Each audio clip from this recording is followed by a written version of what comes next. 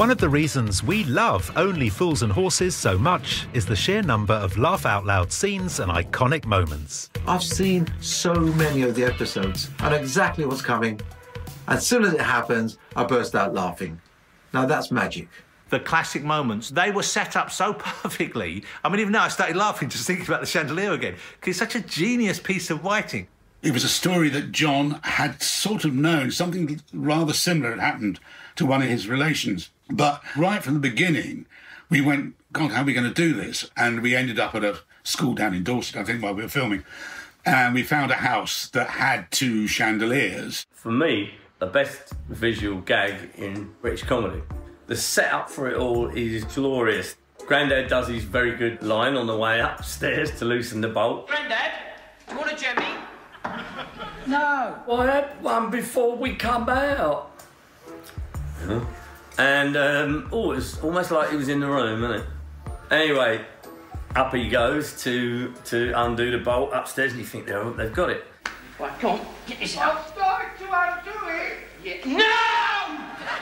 Go on, Benny, we ain't even up the ladders yet. Grandad, don't you touch nothing till we tell you.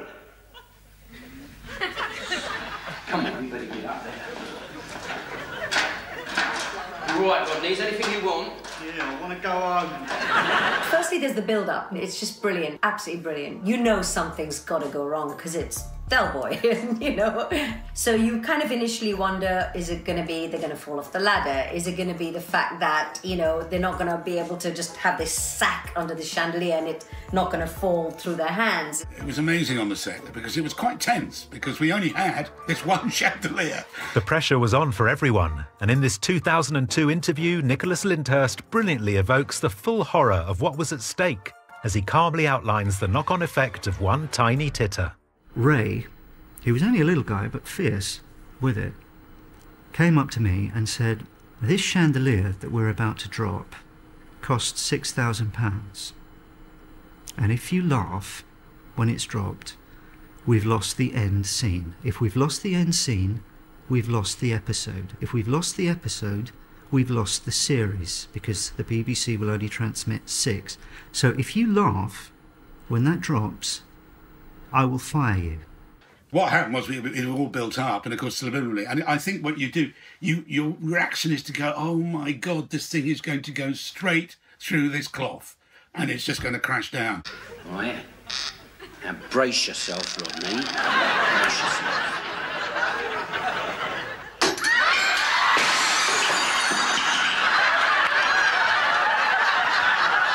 It was both shocking and hilarious and unforgettably funny. What a piece of genius that writing is. How amazing that sequence is. The way, if you look at the way it's constructed, beat by beat, it just flows. It feels so normal and realistic, and then this happens. And of course it happens, because it's Del Boy, and because it's Rodney, and because it's Only Fools and Horses. But it was surprising and genuine. Then to be topped off with the slow motion moving of both heads at the same time. To see the other chandelier that's dropped. You just laugh without stopping because there's something to look at every single moment. As the show's popularity grew, so did the secrecy surrounding it. Often because the producers didn't want the press spoiling storylines for fans, but that wasn't always the reason. That whole episode was kept quite hush-hush because I think they were very frightened of being censored and then being told they couldn't do it. The episode with the sex dolls, it is one of my favourite all-time episodes because I remember watching this. I was quite a young kid when I first saw it, and it was just the naughtiest thing that I'd ever seen. I think they've done a kind of PG doll. A parental guidance doll. That doesn't sound right, does it? Parental guidance doll. Of course, most blow-up dolls have an open mouth, but we couldn't show that. So somebody altered the faces to make them more suitable for television because we knew we wouldn't be able to broadcast it otherwise. And we wanted to do the gag, which involved the dolls and it involved them being inflated. Is that funny noise? Oh, shush. Right? That was important for part of the whole story.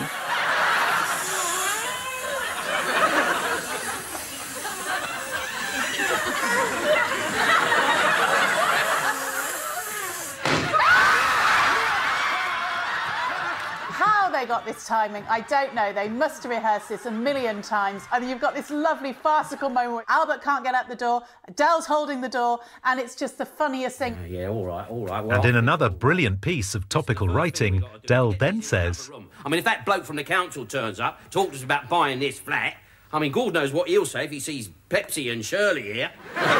My house phone did not stop ringing. I have never had so many people telling me, you're on Only Fools and Horses. I mean, those calls were more than having a hit record. It was hysterical. And in a funny way, I felt really proud that I was on Only Fools and Horses, even if it was a blow-up doll. Proud? I was jealous. John Sullivan's brilliant ideas just kept coming, and it was a pleasure for the production team to bring them to life most of the time. Well, to be brutally honest with Batman and Robin was a bloody nightmare. People were absolutely desperate to find out what happened on Christmas specials on Fools and Horses. A lot of the problems that they had when filming was the tabloids giving the storylines away. So I started to find every possible way of finding any location possible in Bristol, because there was aggro in London, because, you know, you get just people who wanted to just ruin the filming. There were all sorts of things that were going on, and in the middle of it, you get people in the middle of take, "Hello, Del boy," and all that. But rumour had it we were filming a big sequence for the Christmas special. We got a huge amount of security in, and we went down to an area of St Paul's, which was all cobbled streets, you know, dark, and we lit it, and we basically covered it all up with massive drapes going around a 400-metre area. And the actual Batman and Robin sequence that they're running was actually the simplest thing I've ever shot. We put them in their Winnebago, and then I just get them out. Okay, get them out, run, action, run towards camera, cut, get them back in. What's happening? I have the faintest idea.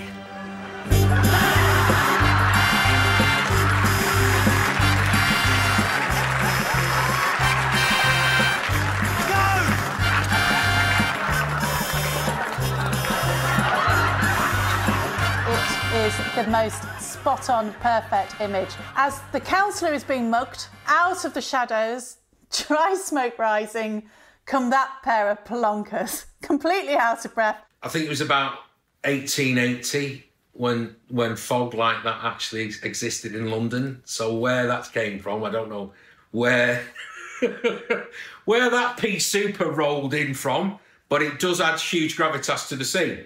But it's great. It was all done in kind of like half an hour, and the press sitting there going, what are we doing? Del! Let's go! Sorry, moustache. Nicholas Lyndhurst apparently did this on the spot. Just sort of goes, come on, Del, we've got to go. Does this proper old superhero kapow and adds to it. And it's just the timing of it. And I seem to remember we just all fell about. And I think we all had to do it again, to be fair, because there was so much laughter.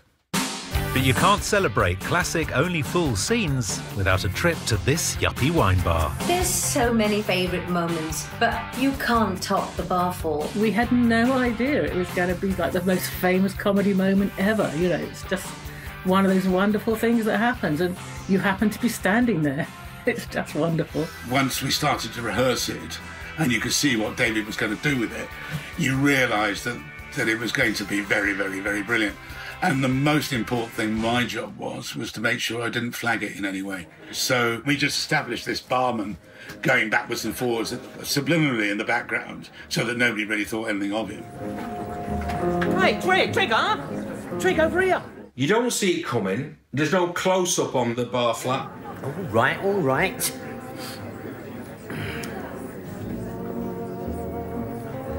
He's giving it the O's to the lady in the corner over there.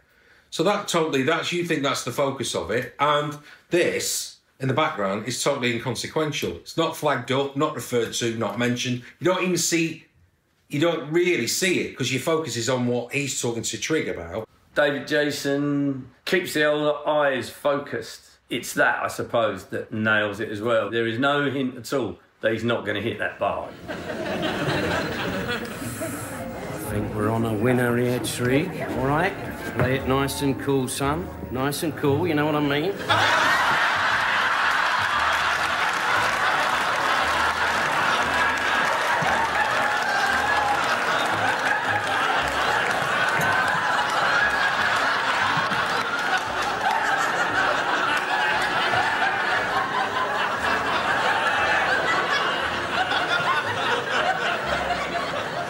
up, Trig. Drink up, we're leaving.